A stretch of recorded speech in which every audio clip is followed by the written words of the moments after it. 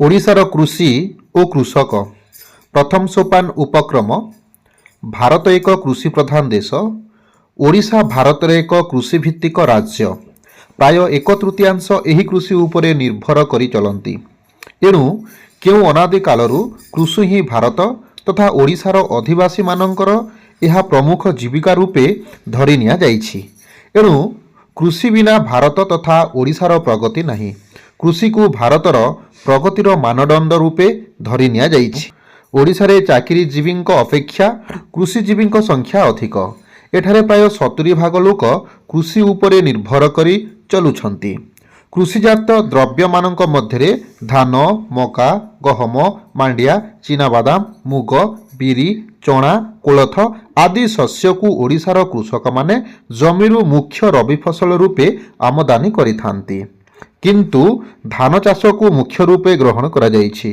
ସମ୍ପ୍ରତି ଅନ୍ୟାନ୍ୟ ଭାରତୀୟ ରାଜ୍ୟ ତୁଳନାରେ ଓଡ଼ିଶାର କୃଷକ ଅଧିକ ପ୍ରଗତିଶୀଳ ନୁହନ୍ତି। ମାତ୍ର ଏକଥା ଅସ୍ୱୀକାର କରିହେବ ନାହିଁ ଯେ ସେମାନଙ୍କ କୃଷି ପ୍ରଣାଳୀ ଅତୀତରୁ ଅଧିକ ଉନ୍ନତତର। ବୈଜ୍ଞାନିକ ପ୍ରଣାଳୀରେ ଆଧୁନିକ ଯନ୍ତ୍ରପାତି ବ୍ୟବହାର କରାଯାଇ ସମ୍ପ୍ରତି ରାଜ୍ୟରେ କୃଷି କାର୍ଯ୍ୟ କରାଯାଉଛି। ତା ଫଳରେ ସେମାନେ କୃଷି କ୍ଷେତ୍ରରେ ଅଧିକ ଫଳବିତ ହୋଇପାରିଛନ୍ତି ବୋଲି କହିଲେ ଚଳେ। ପରବର୍ତ୍ତୀ ସୋପାନ ଆଧୁନିକ କୃଷି ପ୍ରଣାଳୀ ଓ ତାହାର ସମସ୍ୟା। ପରାଧୀନ ଭାରତରେ ବିଦେଶୀ ସରକାର ଭାରତର କୃଷି ପ୍ରତି ଆଦୌ ଧ୍ୟାନ ଦେଇ ନଥିଲେ। ତେଣୁ ଭାରତର କୃଷିଭିତ୍ତିକ ରାଜ୍ୟଗୁଡ଼ିକ ତଦନୁସାରେ ଉତ୍ପାଦନ କ୍ଷେତ୍ରରେ ଅତ୍ୟନ୍ତ ଦୁର୍ବଳ ଥିଲା। ସେତେବେଳେ ଓଡ଼ିଶା ଏକ ଅନଗ୍ରସର ରାଜ୍ୟ ରୂପରେ ପରିଗଣିତ ହୋଇଥିବାରୁ ବୈଜ୍ଞାନିକ ପ୍ରଣାଳୀରେ କୃଷିକାର୍ଯ୍ୟ କରିବାରେ ପ୍ରତିବନ୍ଧକ ସୃଷ୍ଟି ହୋଇଥିଲା। ପୁଣି ସେତେବେଳେ ଓଡ଼ିଶାର ଅଧିକାଂଶ ବ୍ୟକ୍ତି କୃଷିକୁ ହିଁ ସମ୍ବଳ କରି ଜୀବନ ଧାରଣ କରୁଥିବାରୁ ଉତ୍ପାଦିତ କୃଷିଦ୍ରବ୍ୟ ଚାହିଦା ଅନୁସାରେ କମ୍ ଉତ୍ପାଦିତ ହେଉଥିବାରୁ ଅନେକ ସମୟରେ କୃଷକ ଅଭାବଗ୍ରସ୍ତ ଭାବରେ ଚଳିବାକୁ ପଡ଼ୁଥିଲା। ସେତେବେଳେ କୃଷି ଉପକରଣ କହିଲେ ଥିଲା ହଳ, ଲଙ୍ଗଳ, ଜୁଆଲି ଓ ହଳେ ହଡ଼ା ବଳଦ। କୃଷକ ସେତେବେଳେ ପ୍ରଚଣ୍ଡ ରୌଦ୍ର ତାପରେ, ଘନ ଘୋର ବର୍ଷାରେ ଓ ପ୍ରଚଣ୍ଡ ହାଡ଼ଭଙ୍ଗା ଶୀତରେ କଠିନ ପରିଶ୍ରମ କରି ମୁଣ୍ଡଝାଲ ତୁଣ୍ଡରେ ମାରି ବିଲରେ ଫସଲ ଫଳାଉଥିଲେ। ଦରିଦ୍ର ପରିବାର ମୁହଁରେ ଆହାର ଦେଇ ବେଲାରେ ଗଣ୍ଡାଏ ଖାଇ ଖଣ୍ଡିଏ ପିନ୍ଧି ନିଜ ପରିବାର ଗୁଜୁରାଣ ମେଣ୍ଟାଇବା ଥିଲା ତାର ପ୍ରଧାନ କର୍ତ୍ତବ୍ୟ। ଓଡ଼ିଶାରେ ଆଗରୁ ଜମିଦାର ପ୍ରଥା ସମାଜରେ ପ୍ରଚଳନ ଥିଲା। କୃଷକମାନେ ସାଧାରଣତଃ ଜମିର ମାଲିକ ନଥିଲେ। ସେମାନେ ମାଲିକର ଜମି ଧରି ଚାଷର ଅର୍ଦ୍ଧେକ ମାଲିକକୁ ଦେଇ ଅନ୍ୟ ଅର୍ଦ୍ଧେକ ନିଜର ପରିବାର ଭରଣ ପୋଷଣ କରୁଥିଲେ। ନିଜର ସ୍ୱଳ୍ପ ଜମିରେ ସେ କୃଷିକାରୀ ଫସଲ ଉତ୍ପାଦନ କରି ନିଜ ପରିବାର ଚଳାଉଥିଲେ। ସେଥିରେ ମଧ୍ୟ ସେ କଷ୍ଟ ଅନୁଭବ କରୁଥିଲେ। ପୂର୍ବ କାଳରେ ଉତ୍ତମ ବିହନ ବା ଉତ୍ତମ ସାରର ପ୍ରଚଳନ ନଥିଲା। କୃଷି କାର୍ଯ୍ୟରେ କେବଳ ସାର ଭାବେ ଚାଷୀ ଗୋବର ଖତ ବ୍ୟବହାର କରୁଥିଲା। ଓଡ଼ିଶା କୃଷକ ସର୍ବଦା ଚାଷ କାର୍ଯ୍ୟ ପାଣିପାଗ ଉପରେ ନିର୍ଭର କରେ। ଏଣୁ ବନ୍ୟା, ବାତ୍ୟା, ମରୁଡ଼ି ଚାଷରୀର ଚିର ସହଚର ଥିଲା। ପୁନଶ୍ଚ ଖରାଦିନେ ପାଣିର ଅଭାବ ହେତୁ ଚାଷ କାର୍ଯ୍ୟ ବାଧାପ୍ରାପ୍ତ ହେଉଥିଲା। ବର୍ଷା ପାଣି ଅଭାବରେ ସେ ଚାଷ ଜମିରେ ପାଣି ମଡ଼ାଇବା ପାଇଁ କେବଳ ନଈ, ନାଳ ତଥା ବର୍ଷା ପାଣି ଉପରେ ନିର୍ଭର କରୁଥିଲା। ବୃଷ୍ଟିପାତ ଅଭାବରେ ଓଡ଼ିଶାରେ ସର୍ବଦା ମରୁଡ଼ି ଲାଗି ରହୁଥିଲା। ଏଣୁ ଚାଷୀର ଆର୍ଥିକ ସମ୍ବଳ ନଥିବାରୁ ସାହୁକାର ଉପରେ ସେ ନିର୍ଭର କରୁଥିଲେ। ଏପରିକି ସାହୁକାରମାନେ ଜମି ବନ୍ଧକ ବା ଜମିପତ୍ର ବନ୍ଧକ ରଖି ଚାଷୀକୁ ଆର୍ଥିକ ସାହାଯ୍ୟ ପ୍ରଦାନ କରୁଥିଲେ। ଅମଳ ବେଳେ ଚାଷୀ ତାହାକୁ ପରିଶୋଧ କରି ଦେଇଥାଏ। ଏଣୁ କୃଷକକୁ ବର୍ଷସାରା ଅଭାବ ଗୋଡ଼ାଇଥାଏ। ଓଡ଼ିଶାର ପ୍ରାକୃତିକ ବିପର୍ଯ୍ୟୟ ଅନେକ ସମୟରେ ଓଡ଼ିଶାର କୃଷି ପ୍ରଗତିକୁ ବାଧାପ୍ରାପ୍ତ କରିଥାଏ। ପରବର୍ତ୍ତୀ ସୋପାନ ଭାରତ ତଥା ଓଡ଼ିଶାରେ କୃଷି ପ୍ରଗତି ପାଇଁ ପ୍ରଚେଷ୍ଟା। ଭାରତବର୍ଷ ସ୍ୱାଧୀନତା ଲାଭ କଲା ପରେ ଏହା ପ୍ରଗତି ନିମିତ୍ତ ସରକାର ବିଶେଷ ଯତ୍ନ ହେଲେ। ଦେଶର ପ୍ରଗତି ପାଇଁ କୃଷିର ଉନ୍ନତି ଘଟାଇବା ଯେ ଏକାନ୍ତ ଅପରିହାର୍ଯ୍ୟ, ଏହାକୁ ସର୍ବପ୍ରଥମେ ସରକାର ହୃଦୟଙ୍ଗମ କଲେ। ଫଳରେ ପାଞ୍ଚବାର୍ଷିକ ଯୋଜନାରେ କୃଷକର ବିକାଶକୁ ଏକ ପ୍ରମୁଖ ଯୋଜନାରେ ଅନ୍ତର୍ଭୁକ୍ତ କରାଗଲା। ଭାରତର ପ୍ରଥମ ପ୍ରଧାନମନ୍ତ୍ରୀ ଜବାହରଲାଲ ନେହେରୁ କୃଷିର ଉନ୍ନତି ପାଇଁ ନଦୀବନ୍ଧ ଯୋଜନା ପ୍ରଥମେ କାର୍ଯ୍ୟକର କରାଇଲେ।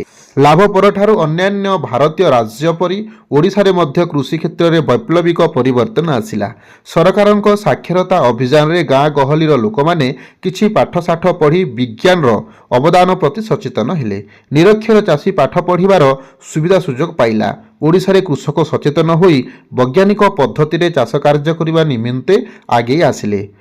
ଆଧୁନିକ ପ୍ରଣାଳୀରେ ଚାଷ କାର୍ଯ୍ୟ କରିବା, ଉତ୍କୃଷ୍ଟର ବିହନ ଓ ସାର ପ୍ରୟୋଗ କରିବା ଆଦି ପ୍ରତି ସଚେତନ ହେଲେ।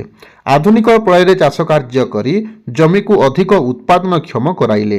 ହଳ ଲଙ୍ଗଳ ପରିବର୍ତ୍ତେ ଆଧୁନିକ ଯନ୍ତ୍ରପାତି ବ୍ୟବହାର କରି ଟ୍ରାକ୍ଟରରେ ଜମିର ହଳ କରିବା, ବିଶୋଧିତ ବିହନ, ଉତ୍କୃଷ୍ଟ ସାର ଓ ଉତ୍କୃଷ୍ଟତମ କୀଟନାଶକ ଔଷଧ ପ୍ରୟୋଗ କରି ଜମିରେ ଅଧିକ ଉତ୍ପାଦନ କରିବା ଶିଖିଲା। ବିଦ୍ୟୁତ୍ ପମ୍ପ ଦ୍ୱାରା ଜଳସେଚନ ସୁବିଧା କରାଯାଇ ଚାଷ କାର୍ଯ୍ୟକୁ ତ୍ୱରାନ୍ୱିତ କରିବା ସଙ୍ଗେ ସଙ୍ଗେ ଗୋଟିଏ ବର୍ଷରେ ରବି ଫସଲକୁ ମିଶାଇ 3 ଥର ଚାଷ କାର୍ଯ୍ୟରେ ଜମିକୁ ନିୟୋଜିତ କରାଗଲା। ପୁଣି ଦୈବୀ ଦୁର୍ବିପାକରେ ଜମିର ଫସଲ ନଷ୍ଟ ହେଲେ ସରକାର କିଛି ସାହାଯ୍ୟ ଯୋଗାଇ କୃଷକର ମନୋବଳକୁ ଦୃଢ଼ କରାଇବାରେ ଲାଗିଲେ। ସମବାୟ ସମିତି ଜରିଆରେ କୃଷକଙ୍କୁ ଋଣ ଦେବା, ସ୍ୱଳ୍ପ ମୂଲ୍ୟରେ ବିହନ ଯୋଗାଇ ଦେବା, ସାର ଓ କୀଟନାଶକ ଔଷଧ ଯୋଗାଇ ଦେବାରେ ମଧ୍ୟ ସରକାର ସାହାଯ୍ୟ କରି କୃଷି କାର୍ଯ୍ୟକୁ ତ୍ୱରାନ୍ୱିତ କରାଇଲେ। ପୁନଶ୍ଚ ଭୂମିହୀନଙ୍କୁ ଜମି ଯୋଗାଇ ଦେବା ସଙ୍ଗେ ସଙ୍ଗେ ସେହି ଭୂମିକୁ ଉତ୍ପାଦନକ୍ଷମ କରାଇବା ପାଇଁ ସରକାରଙ୍କ ପରାମର୍ଶ ଓ ସାହାଯ୍ୟ ଓଡ଼ିଶା କୃଷି କ୍ଷେତ୍ରରେ ଯେ ଏକ ବୈପ୍ଳବିକ ପରିବର୍ତ୍ତନ ଆଣିପାରିଛି, ଏଥିରେ ସନ୍ଦେହର ଅବକାଶ ନାହିଁ। ପରବର୍ତ୍ତୀ ସୋପାନ, କୃଷିର ଉନ୍ନତି କ୍ଷେତ୍ରରେ ସରକାରୀ ସାହାଯ୍ୟର ବ୍ୟବସ୍ଥା। କୃଷିର ଉନ୍ନତି କଳ୍ପେ ସରକାର ଆଜି ବହୁବିଧ ବ୍ୟବସ୍ଥା କରିଛନ୍ତି। ପଞ୍ଚବାର୍ଷିକ ଯୋଜନାରେ କୃଷିକୁ ବେଶ୍ ଗୁରୁତ୍ୱ ଦିଆଯାଇଛି। କୃଷକମାନଙ୍କର ଅର୍ଥନୈତିକ ମେରୁଦଣ୍ଡକୁ ସୁଦୃଢ଼ କଲେ ଦେଶର ମେରୁଦଣ୍ଡ ଯେ ଶକ୍ତ ହେବ ଏକଥା ସମସ୍ତେ ହୃଦୟଙ୍ଗମ କରୁଥିଲେ। ଏ କଥାକୁ ସରକାର ଭଲ ଭାବରେ ହୃଦୟଙ୍ଗମ କରି କୃଷକମାନଙ୍କୁ ଚାଷ ଉପକରଣ, ବଳଦ, ବିହନ, ସାର ଆଦି କ୍ରୟ ନିମନ୍ତେ ବିଭିନ୍ନ କମ୍ପାନୀ ତଥା ସମିତି ମାଧ୍ୟମରେ ଋଣ ଯୋଗାଇ ଦେଇଛନ୍ତି। ପୁଣି ଅତିବୃଷ୍ଟି ଓ ଅନାବୃଷ୍ଟି କୃଷିଜାତ ଦ୍ରବ୍ୟକୁ ରକ୍ଷା କରିବା ପାଇଁ ସରକାର ବିଭିନ୍ନ ନଦୀବନ୍ଧ ଯୋଜନାକୁ କାର୍ଯ୍ୟକାରୀ କରାଉଛନ୍ତି। ଚାଷ ଜମିକୁ ସ୍ୱଳ୍ପ ମୂଲ୍ୟରେ ବିଦ୍ୟୁତ୍ ଶକ୍ତି ଯୋଗାଇ ଦେଇ ଜଳସେଚନ ସୁବିଧା କରାଯାଇଛି। ଜଳସେଚନର ସୁବନ୍ଦୋବସ୍ତ ଫଳରେ ଜମିର ଉର୍ବରତା ବୃଦ୍ଧି ହେଉଛି। ତଦନୁସାରେ ଜମି ଉତ୍ପାଦନକ୍ଷମ ହୋଇପାରୁଛି। କୃଷକମାନଙ୍କ ମନରେ କୃଷି ପ୍ରତି ଆଗ୍ରହ ବଢ଼ାଇବା ପାଇଁ ସରକାର କୃଷି ପଣ୍ଡିତ ଉପାଧି ଓ ପୁରସ୍କାର ଆଦି ଚାଷୀମାନଙ୍କୁ ପ୍ରଦାନ କରି ସେମାନଙ୍କୁ ପ୍ରୋତ୍ସାହନ କରୁଛନ୍ତି। ଏହାଦ୍ୱାରା କୃଷକମାନଙ୍କର ଆଗ୍ରହ ବଢ଼ୁଛି। ସହରମାନଙ୍କରେ କୃଷି ବିଦ୍ୟାଳୟ ପ୍ରତିଷ୍ଠା କରାଯାଇ କୃଷି ଶିକ୍ଷାକୁ ବ୍ୟାପକ କରିବା ସଙ୍ଗେ ସଙ୍ଗେ କୃଷି ସମ୍ପର୍କରେ ଗବେଷଣା କରାଯାଉଛି। କୃଷି ପ୍ରଦର୍ଶନୀ ଦ୍ୱାରା ଚାଷୀମାନଙ୍କ ମଧ୍ୟରେ ଉତ୍ସାହ ପ୍ରକାଶ ପାଉଛି। ଏପରି ସରକାରଙ୍କ ବହୁବିଧ ଯୋଜନା ଦ୍ୱାରା ଓଡ଼ିଶାର କୃଷି ଓ କୃଷକ ଉଭୟ ଉପକୃତ ହୋଇପାରୁଛନ୍ତି। ଏସବୁ ଯୋଜନା ଦ୍ୱାରା ଅତୀତର କୃଷି କାର୍ଯ୍ୟ ଅପେକ୍ଷା ଆଜିର କୃଷି ପ୍ରଗତି ମଧ୍ୟରେ ବ୍ୟାପକ ପରିବର୍ତ୍ତନ ଆସିଛି। ସରକାରଙ୍କ ପ୍ରଚାର ସଂସ୍ଥା ଲୋକସମ୍ପର୍କ ବିଭାଗ ଦ୍ୱାରା କୃଷିର ଉନ୍ନତି ସାଧନ ପାଇଁ ଶତଚେଷ୍ଟା କରାଯାଇପାରୁଛି।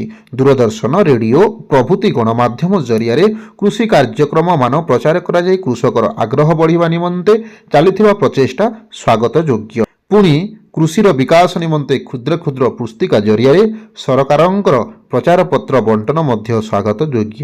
ସରକାର ଗ୍ରାମଗୁଡ଼ିକରେ କୃଷିର ବିକାଶ ପାଇଁ କେତେ କୃଷି ଅଫିସର ଓ ଗ୍ରାମସେବକମାନଙ୍କୁ ନିଯୁକ୍ତି ଦେଇ କୃଷି କାର୍ଯ୍ୟର ତଦାରଖ କରୁଛନ୍ତି। ସରକାର କୃଷକମାନଙ୍କୁ ସବସିଡି ହାରରେ କୃଷି ଉପକରଣ, ବିହନ, ସାର ଓ କୀଟନାଶକ ଔଷଧ ଇତ୍ୟାଦି ଯୋଗାଇ ଦେଉଛନ୍ତି। କେତେକ ସ୍ଥାନରେ ଅନୁଷ୍ଠିତ କୃଷି ପ୍ରଦର୍ଶନୀ କୃଷି ପ୍ରଗତି କ୍ଷେତ୍ରରେ ସହାୟକ ହୋଇପାରୁଛି। ସମବାୟ ସମିତି ମାଧ୍ୟମରେ କୃଷକମାନଙ୍କୁ କୃଷି ଋଣ ପ୍ରଦାନ କଲେ ଅଧିକ ସୁଫଳ ମିଳିବ ବୋଲି ଆଶା। ପରବର୍ତ୍ତୀ ସୋପାନ, ଉପସଂହାର। କୃଷି ଆମର ଏକ ଜାତୀୟ ସମ୍ପଦ। କୃଷକ ସେହି ସମ୍ପଦର ହର୍ତ୍ତା, କର୍ତ୍ତା ତଥା ଭାଗ୍ୟ ବିଧାତା। କୃଷିର ଉନ୍ନତିରେ ଏ ଦେଶର ସାମାଜିକ ଅର୍ଥନୈତିକ ଉନ୍ନତି ସମ୍ଭବପର ହୋଇଥାଏ। ଏହାଦ୍ୱାରା ମଧ୍ୟ ଚାଷୀର ନୈତିକ ମନୋବଳ ବୃଦ୍ଧିପ୍ରାପ୍ତ ହୋଇଥାଏ। ଏଣୁ ସେମାନଙ୍କୁ ଅବହେଳା କରି କୃଷିର ଉନ୍ନତି କଥା ଆଦୌ ଚିନ୍ତା କରାଯାଇ ନପାରେ। ତେଣୁ ଭାରତ ପାକିସ୍ତାନ ଯୁଦ୍ଧ ବେଳେ ଭାରତର ତତ୍କାଳୀନ ଲୋକପ୍ରିୟ ପ୍ରଧାନମନ୍ତ୍ରୀ ଲାଲ ବାହାଦୁର ଶାସ୍ତ୍ରୀ ଜୟ ଯବାନ ଜୟ କିଷାନ ଧ୍ୱନି ଦେଇଥିଲେ। ଏହାଦ୍ୱାରା ସମଗ୍ର ଦେଶରେ କୃଷକକୁ ଏକ ଉଚିତ ମର୍ଯ୍ୟାଦା ତଥା ସମ୍ମାନ ଦିଆଯାଇ ପାରିଥିଲା। ଏହାକୁ ଏକ ଜାତୀୟ କର୍ତ୍ତବ୍ୟ ଜ୍ଞାନ କରି ପ୍ରତ୍ୟେକ ସରକାର ଯଦି କୃଷି କାର୍ଯ୍ୟକୁ ଉଚିତ ମର୍ଯ୍ୟାଦା ପ୍ରଦାନ କରିବେ, ତେବେ ଓଡ଼ିଶା କାହିଁକି ସମଗ୍ର ଭାରତବର୍ଷର କୃଷି ତଥା କୃଷକର ଯେ ଆଶାତୀତ ଉନ୍ନତି ସାଧିତ ହୋଇପାରିବ, ଏଥିରେ ଦ୍ୱିଧାମତର କାରଣ ନାହିଁ।